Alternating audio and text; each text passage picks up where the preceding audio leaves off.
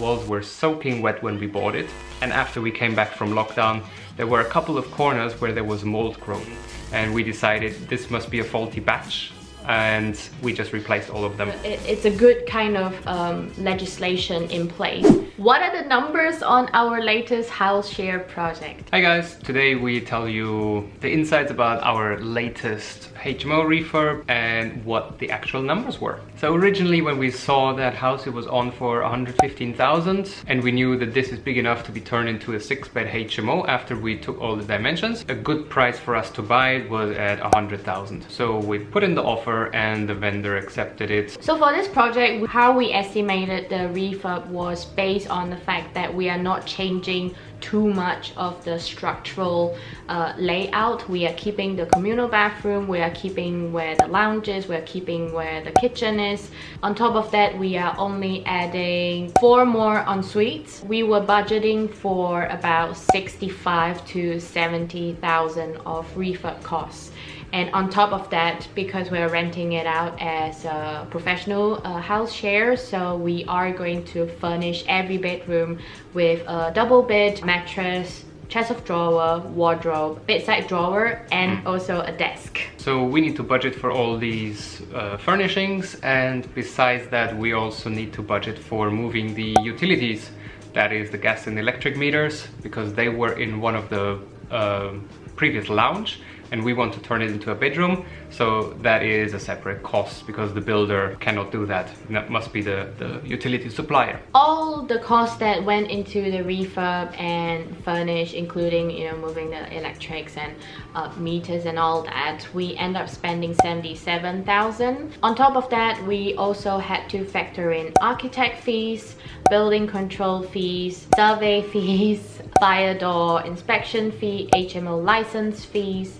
All these professional fees go into our budgeting and costing. So in total that was another £12,000, which brings us to a grand total of £189,000. Our rule of thumb is as long as we get a revaluation that is what we have paid for, then it's an okay deal. So we just got a revaluation back from another 6-bed HMO at 195,000. So we thought, well, this one should be in the same region. However, when the pandemic hit, then lenders got a bit twitchy and they started to down value just to be on the safe side. We were lucky that we still got 190,000, which falls just into our range of it needs to be higher than what we actually spent, so it was a grand higher. So we have actually all these costs listed out on our website, so I'll link it down below here. If you guys have the time, just go check it out. Next thing about increasing the value of this property. Initially, it's a 4-bed family house.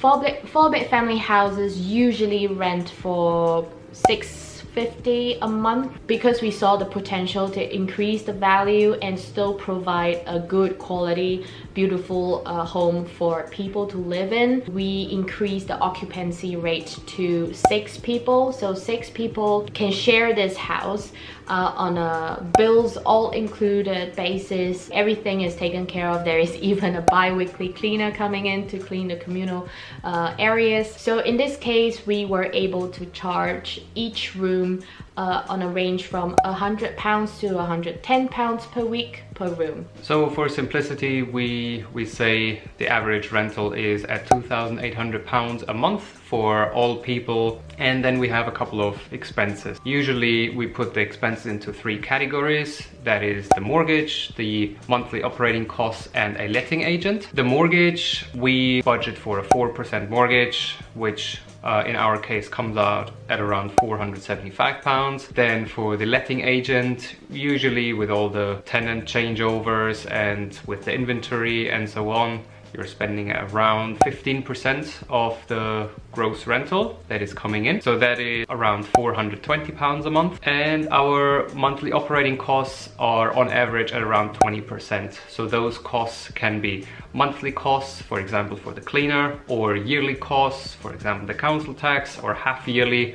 So they come in all throughout the year, but if we average it out, we're at around 20%. So that is another £700 that get deducted from our monthly rent. 10%. So in total, we're just above £1,200 that we have in monthly cash flow. Yearly, we're making around about £14,400 in profit on this property. That equates to a return on our investment of around 31%. We always have a minimum ROI requirement of around 25%. That's when we say, well, that is worth looking at that deal and going forward, because we also work with investors who we give a fixed return. Usually it's around about the 8% mark. So our return needs to be higher so we can just pay out our investors from that cash flow, and we still don't get into an issue with paying them, and we can easily just pay them. So yeah, hope that was helpful. And if you haven't checked out our other, weekly documenting videos regarding this project, do check them out. I'll probably link them up here or here. If you like this video, give us a thumbs up and make sure you subscribe, hit the bell so you get notified when we post new videos. See you on the next one. Bye! How much Why do you have to look down? How much was the house on? 100? No, it was not on for 100. 110. Or maybe Or 115. 115. I think 115. Alright! Beep.